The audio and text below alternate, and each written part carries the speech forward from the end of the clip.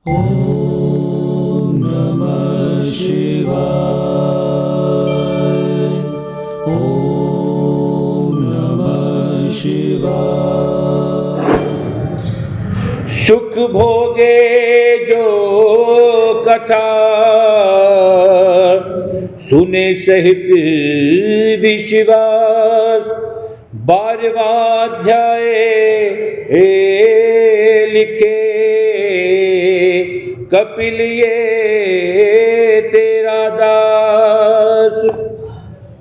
और कार्तिक मास के पावन ये जो पर्व चल रहे हैं, उत्सव चल रहे हैं, हम सभी बड़ी श्रद्धा भाव के साथ यहाँ पर उपस्थित होते हैं और जागरण करके आते हैं, यानी कि नींद के जो उसके साथ रण करके आते हैं, जाग के नींद के साथ रण करके आते हैं।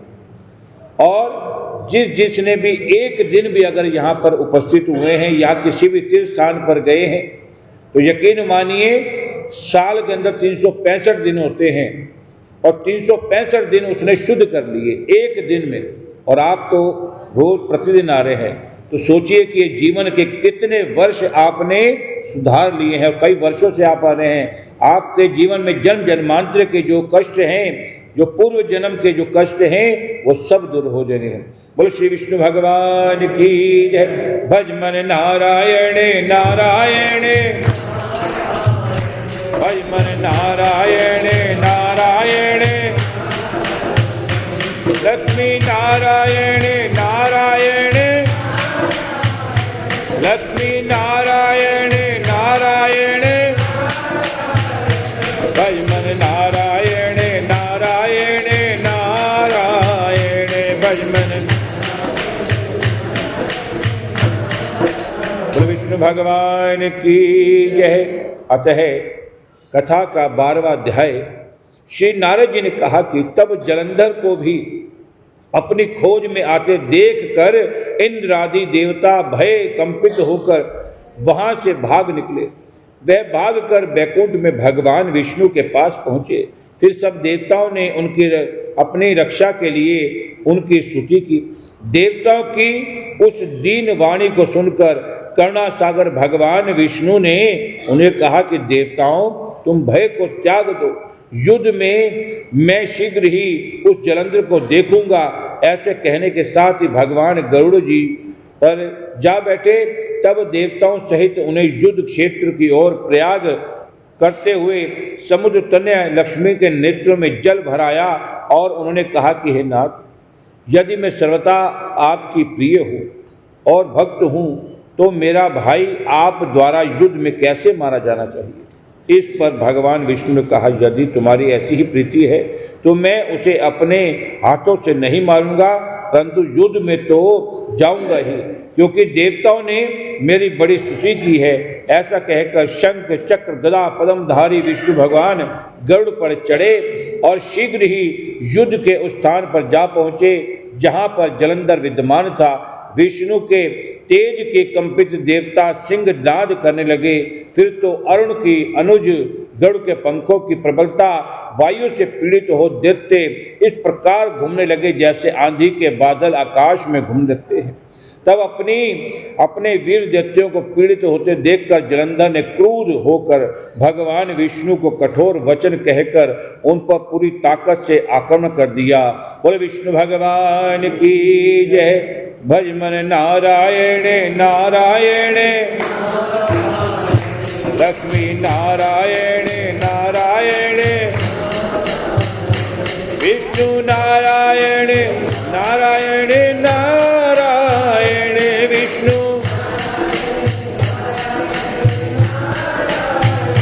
लक्ष्मी नारायण नारायण,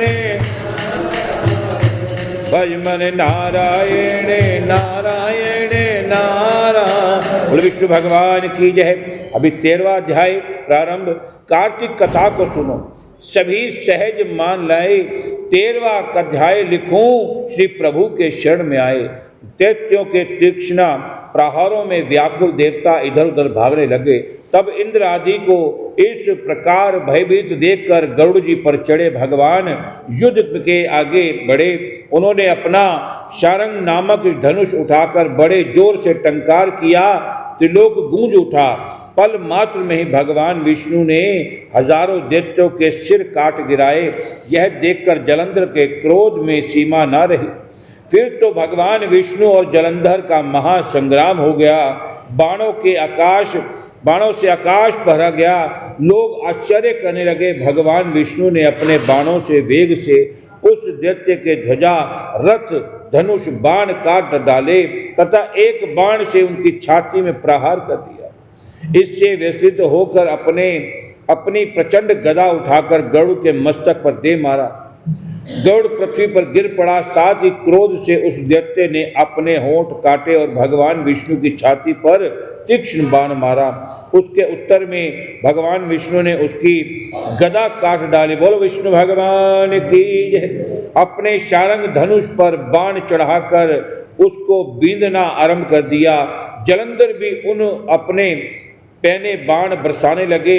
उस समय जलंधर ने भगवान को कोई पैने बाण मारकर उनके दिव्य धनुष को काट दिया।